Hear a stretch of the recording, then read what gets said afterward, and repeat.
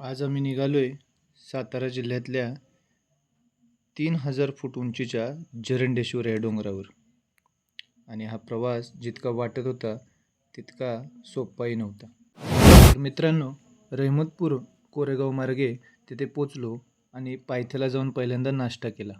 7 वाजलेत आणि आम्ही जरंडेश्वर चढायला सुरुवात केली.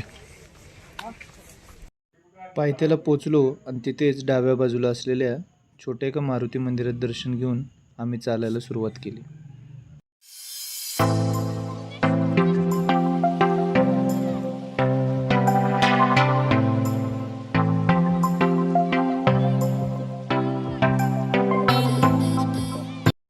वाटेत एका ठिकाणी पूजा केलेली बघितली. काही लोक म्हणले की तिथे मारुतीचा अंगठ्याचा ठसा आहे.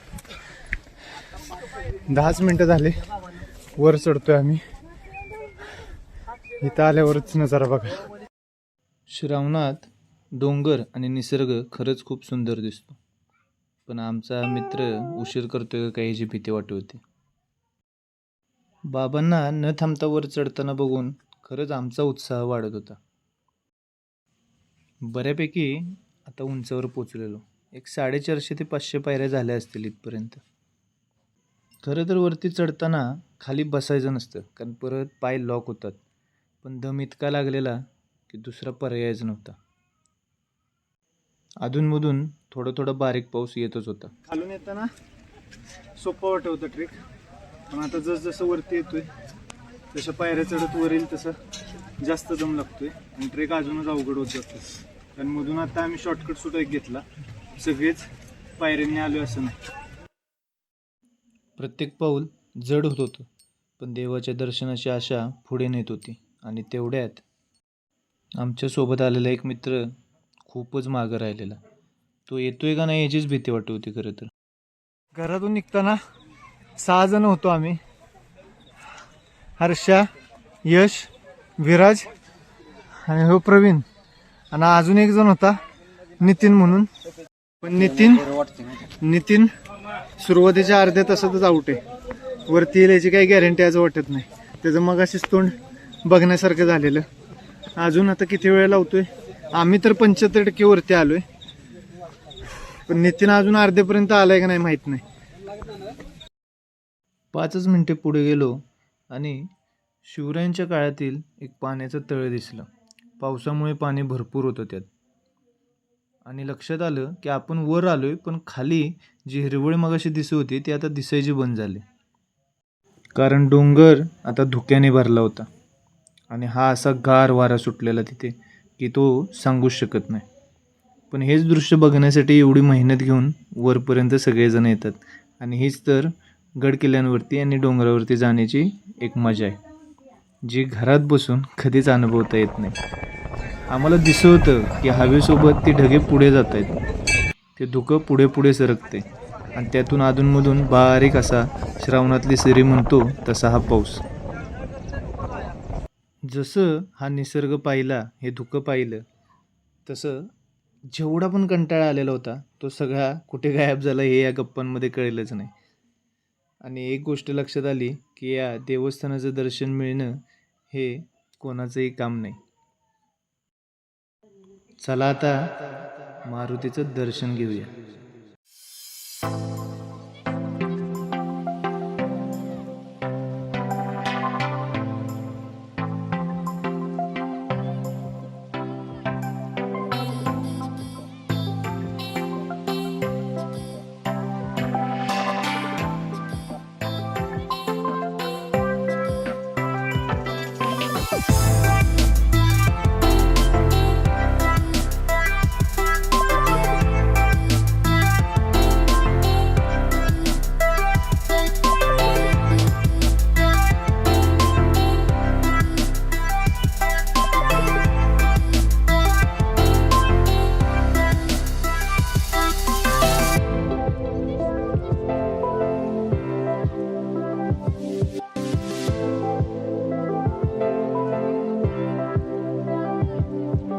दर्शन घेऊन मंदिराच्या मागे गेलो तर पोरांचा घोळका दिसला.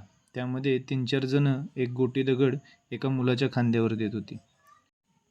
असं म्हणतात, जो माणूस गोटी दगड खांद्यावर घेतो आणि एक गोल प्रदक्षिणा घालतो, त्याच्या आयुष्यात सगळ्या गोष्टी चांगल्या होतात. मारुती रायाची त्याच्यावरती विशेष कृपा होते. पण ज्याला ह्या गोष्टीचा अनुभव आहे आणि ज्याला प्रॅक्टिस आहे त्यानंच हा प्रयत्न करावा, कारण यातून परत खांद्याला चांगली मोठी दुखापत होऊ शकते. बाजूलाच असलेल्या श्रीरामाच्या मंदिरात जाऊन दर्शन घेतलं आणि पुढे समर्थांची गुफासुद्धा होती. खाली उतरून गुफेत जाऊन समर्थांचा एक फोटो दिसला. तिथे पाया पडून पुढे चालायला सुरुवात केली. श्रावणामुळे अफाट अशी गर्दी दिसत होती. तुम्ही बघू शकता व्हिडिओमध्ये. गर्दी कसलीच कमी होत नव्हती, उलट वाढतच होती. इंग्रजांच्या काळात भारतात असलेल्या हॉटेलसारखंच एक हॉटेल दिसलं आणि तिथे मराठीमध्ये पाटी लिहिलेली आणि ऑनलाईन पेमेंटसुद्धा घेत नाहीत. चक्क तिथं चुलीवरती जेवण बनवतात. हे आम्हाला तिथे गेल्यावरती कळलं. तिथे कोणताही गॅस नाही किंवा आधुनिक सुविधा नाही. एक मोठं जातंसुद्धा तिथेच होतं.